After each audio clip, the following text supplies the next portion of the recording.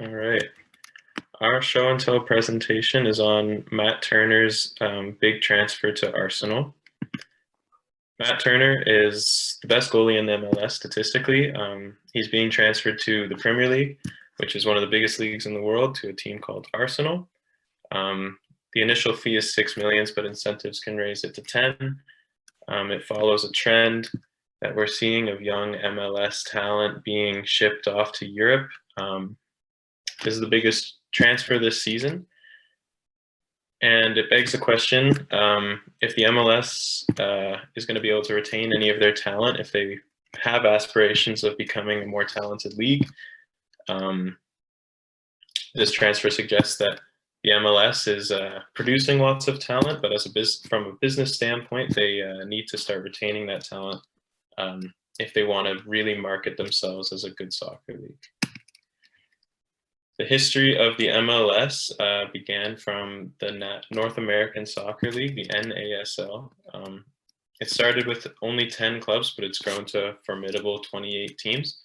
And it has a long-term goal of becoming a top 5 league, and in soccer, being a top 5 league is a pretty big deal. You get more coverage, more media. Currently, the MLS is kind of hovering around the 10 to 15 spot, and hopefully with more talent emerging, and if they're able to keep that talent, they'll be able to rise in those rankings. Typically, the MLS is known as a place that European stars go at the end of their careers, but again, hopefully we see that the MLS can start to retain its talent and become a more talented league and scale up the rankings.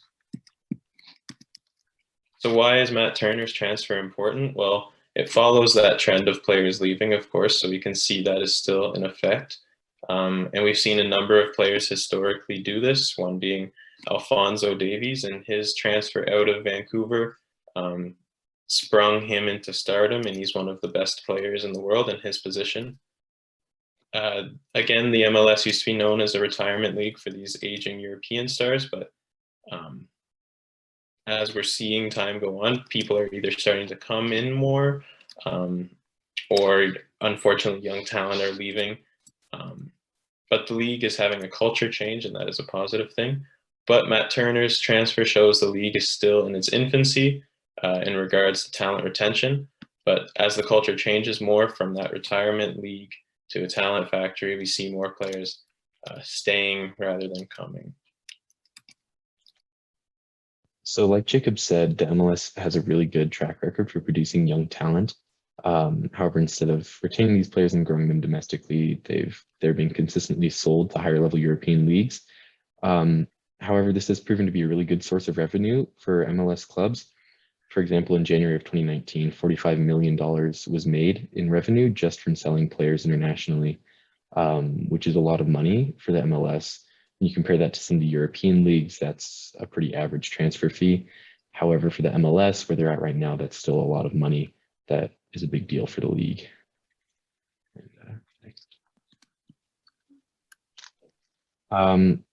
So another motivation for players leaving the league is the current salary cap rules. So early on in the league, salary caps and spending limits were imposed in order to ensure a level playing field for all the clubs in the league. Because if not, bigger clubs could have, with more money, could have bought up all the available talent and just steamrolled the league every year. So to prevent this, they imposed salary caps.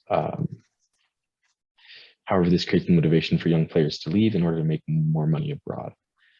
And as you can see, the average Premier League salary is $8.7 million, while the average MLS salary is not even $500,000.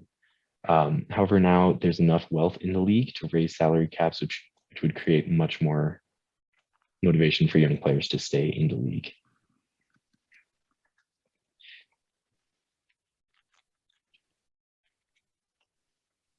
A big change coming to the MLS at the end of 2022 is their current TV deal is expiring.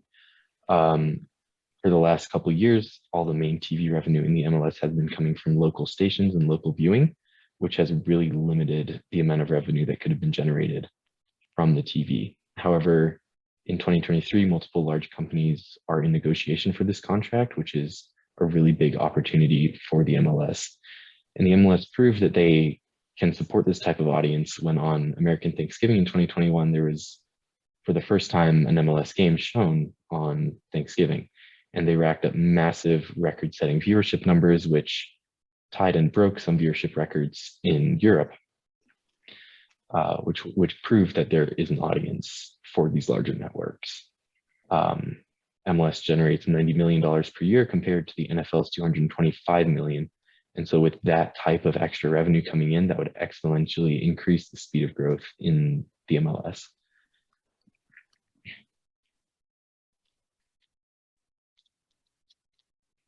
So in sports and in soccer, your players are your human resources and they're what you sell. Especially with soccer, it's the most popular, widely viewed sport in the world. And so you're really not selling the sport of soccer. You're selling the players and the fan experiences that go along with your league. And so most clubs in the MLS have substantial loyalist fan bases. Like you can see in the photo on the slide, that's the Portland Timbers. They sell out their crowd every single game and have very high viewership numbers within the greater Portland area.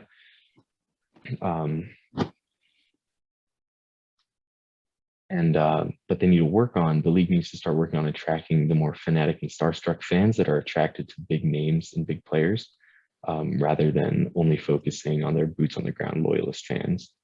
And so the new TV deal that's coming in 2023 is a really good opportunity for this because it's going to allow for a much wider reach and a lot more revenue to continue building the league.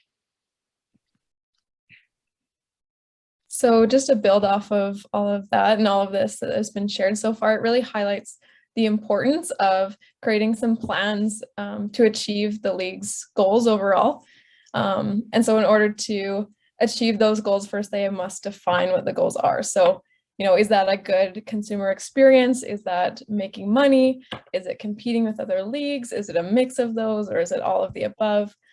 It's really important for them to do that, which really is the definition of creating a marketing plan, which is where you determine the target market and then the needs/wants of that market, and then determine what you will do to fulfill those needs. And so it's really important that the MLS kind of has this in mind. If their goal, as mentioned earlier, is to be one of the top 5 kind of leagues, is they really need to determine what their goals are and the plans to reach those goals.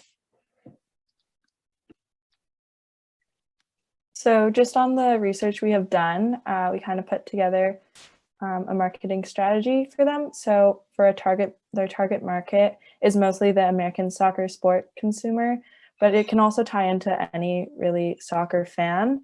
What are their wants and needs? Really all they want is entertainment. They want to watch the sport. They want to they also want like fan identification through building a sense of community and belonging. So they want to just feel like they're a part of this, the MLS pretty much, and a part of a team. How can they fulfill those needs? Well, they need to create a plan on how to balance selling players for profit and growing their business by keeping their good players. So pretty much they need to create a plan that on how they can make revenue, but also keep their most popular players to bring in more fans. Another thing they can do is to get more TV deals to provide more access to watch the games. They can also sell merchandise for the fan base and attract more soccer fans to watch MLS by creating more advertisement to grow the fan base. Some things to keep in mind as the audience regarding the subject and of marketing is what action can the MLS take to encourage younger talent to play for the league, and what would then be in favor for the player to play in MLS over top European leagues, and as well as aside from league growth in general, what could MLS management do to become a desirable destination for European talent? Some other things that we'd like you to think about is, are there alternatives for MLS advancing their league while still selling their top development talents such as Matt Turner. Since MLS has a good reputation for bringing in new talents, it can be a missed opportunity if they sell their talents opposed to keeping them and developing them. And another question, and our final question actually that we'd like you to think about is, how will selling talented players impact a club's league, a club's or a league's marketing and sports management? You can take that from a revenue perspective or human resource perspective.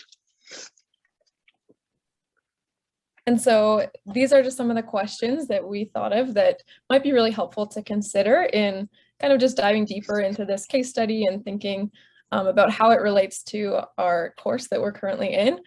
So we'd love for you all that are watching to comment in the discussion board on Moodle some of your thoughts in response to these questions. If you have further questions too, you can comment those and one of us will respond and hopefully clarify things or have a discussion with you. So thank you so much for watching our presentation today, and we hope that you have a great rest of your day.